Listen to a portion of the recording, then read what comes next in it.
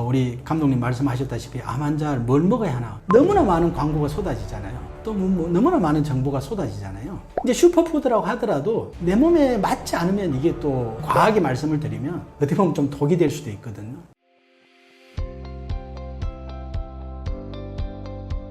내 몸의 에너지를 아는 방법이 있을까요? 이제 중요한 건 내 몸의 에너지를 알아야 되잖아요. 근데 이제 우리가 한의원에 가면 한의사 선생님이 이제 환자를 우리가 망문 문제라고 그러는데요. 망이라는 건 환자가 들어오는 이제 체형이나 얼굴이나 이런 걸 보는 거죠. 그 다음에 이제 물을 문자, 또 환자가 불편해하는 것들을 묻고, 그 다음에 이제 맥을 보고 이렇게 이제 해서 그 사람 에너지를 파악하는데, 우리가 사실은 이제 뭐 한의원에 가서 이렇게 하면 좋겠습니다만은 요즘 IT 시대고 AI 시대잖아요. 그래서 제가 이제 우리 컴퓨터 공학과 교수님하고 만든 게 이제 카이닥이라는 거거든요. 코리안 AI 닥터가 이제 일종의 인공지능 한의사죠. 그래서 이거를 누구나 쉽게 개인정보 없이 누구나 이제 우리가 뭐 내 성격을 알기 위해서 MBTI를 하듯이 누구나 쉽게 한번 확인해 볼 수 있도록 지금 이제 이게 네이버에서는 나오지 않고 국어를 검색해 보면 나와요. 그래서 카이닥을 한번 검색해서 한 20가지 정도 기본 설문만 하면 이제 나에 대한 에너지 생성 점수는 100점 만점에 몇 점, 또는 순환은 100점에 몇 점, 균형은 100점에 몇 점. 이제 그 중에서 가장 문제가 되는 뭐 에너지 생성에 문제가 있으면 당신은 생성의 우선 개선을 위해서 음식을 이런 건 먹지 말고 이런 건 먹고, 또 운동도 이런 운동은 좀 피하고 이런 운동을 하시고, 또 잠을 잘 때도 이런 걸 좀 더 강조를 해서 또 생활하시고, 이런 생활법을 제공해뒀거든요. 그래서 한번 내가 볼 때는 내 몸의 지금 에너지 상태, 또 내 생활법을 어떻게 하는 것이 바람직할지를 한번 평가하고 또 한번 활용해 볼 수 있는 그런 좋은 하나의 그 사이트라고 말씀을 드릴 수가 있고요. 또 여건이 되면 이제 암 환자들 같은 특히 이제 표준 치료 받고 특히 이제 뭐 더 이상 양방에서는 해줄 수가 없고 이런 경우는 내 몸의 에너지에 맞게 한방 치료를 좀 도움을 좀 받으시라, 저는 이렇게 좀 말씀을 드리고요. 또 지금 제가 계속 강조하고 있습니다만은 그런 한방과 양방 치료의 도움도 받지만 내 몸에 맞게 이제 에너지에 맞게 어떤 생활하는 거, 이제 요걸 좀 제가 얘기를 드리겠습니다. 암 환자가 한방에서 어떤 도움을 받을 수 있을까요? 한방에서는 이제 첫째 이제 우리가 한약이라는 게 아까 얘기했던 파이토케미칼이 강력한 우리가 슈퍼푸드 이상의 항산화제거든요. 이제 그런 걸 통해서 피를 맑게 하는 그 자체가 암세포를 제거할 수가 있고요. 그 다음에 이제 제가 봉독요법을 얘기했습니다. 벌독 자체도 굉장히 피를 맑게 하고 염증을 없애주고, 또 암 효과도 우리가 이제 벌독을 비베놈이라고 합니다. 벌을 비라 그러고 독을 베놈이라 그러거든요. 비베놈이라는 키워드와 암이라는 캔서라는 걸 쳐서 우리가 그 뭐 퍼브메드라든지 유명한 그 SCI 저널의 사이트에 들어가 보면 아마 수천 편이 아마 논문이 나올 겁니다. 제가 쓴 논문만 해도 뭐 수백 편이 가까이 되니까요. 그런 정도의 많은 이미 연구 결과가 있는 거고요. 또 그 외에도 우리가 이제 침을 맞는다든지 뜸을 뜨는, 침을 맞는 건 뭐냐면, 침을 맞는다는 거는 막혀있는 기를 소통을 시키는 거거든요. 기혈이 소통이 되면 당연히 피가 맑아지겠죠. 그리고 뜸을 뜨는 건 왜냐면, 뜸을 뜨게 되면 온열 작용을 통해서 몸을 따뜻하게 해주면 혈액순환이 좋아지거든요.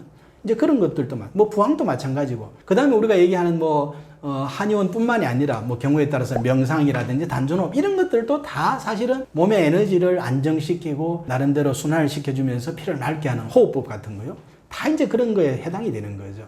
예, 그래서 이제 제가 말씀드린 거 스스로 이제 하는 것도 지금 말씀을 드릴 겁니다만, 이제 한의원에 가서 내 몸의 에너지에 맞게 약을 쓰는 것도 굉장히 중요하다. 아까 얘기했습니다만은 에너지 생성이 안 되는 사람은 생성되도록 약을 먹고 그 기능을 개선해 줘야 되거든요. 그래야 살도 찌고 피로도 개선이 되고 좀 더 몸도 얼굴에 화색도 돌고 이제 피도 좋아지는 거거든요. 순환, 균형 다 마찬가지죠.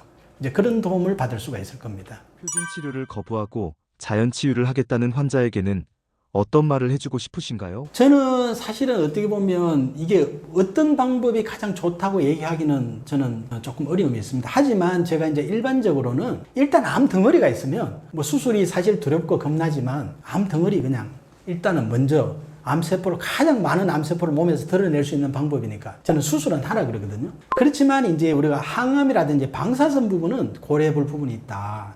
왜냐하면 아까 말씀드렸다시피 슈퍼푸드라든지 한약재로도 충분히 항산화 작용을 통해서 우리 몸에 흩어져 있는 그런 암세포들은 제거할 수가 있거든요. 이제 그런 걸 제가 조금 조언을 드릴 수가 있을 것 같고요. 일단은 선택은 본인이 해야 될 겁니다만은, 제가 이제 제 가족이고 제가 만약에 그렇다면 일단은 암 조직이 크게 있을 경우에는 일단 수술로서 제거하고 그 이후에 어떤 생활요법이라든지 그 다음에 나름대로 항산화 식품이나 어떤 한약을 통해서 또 항암이라든지 요즘 뭐 항암이 많이 발전되긴 했다고 합니다만은 이 항암 자체가 굉장히 강력한 화학약품이 들어가는 건데 몸의 정상적인 세포도 많이 망가뜨릴 수 있고 몸의 정상적인 기능들도 많이 망가뜨릴 수가 있기 때문에 이제 사실 본인이 선택해야 되겠습니다만은 뭐 저는 그거는 어느 게 좋다 이렇게 말씀드리기는 좀 어렵지 않나 이렇게 생각합니다.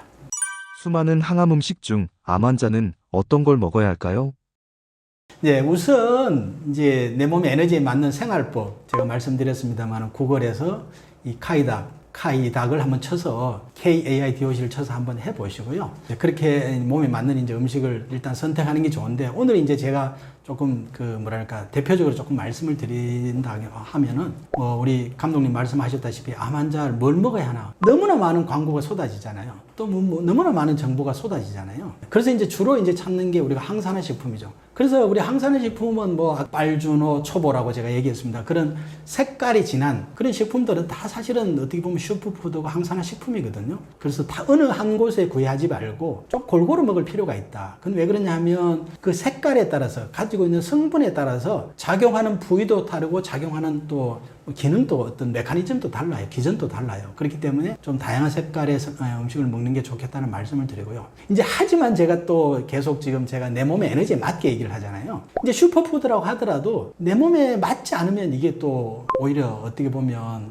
부작용을 일으킬 수가 있고 이게 어떻게 보면 좀 이제 과하게 말씀을 드리면 어떻게 보면 좀 독이 될 수도 있거든요.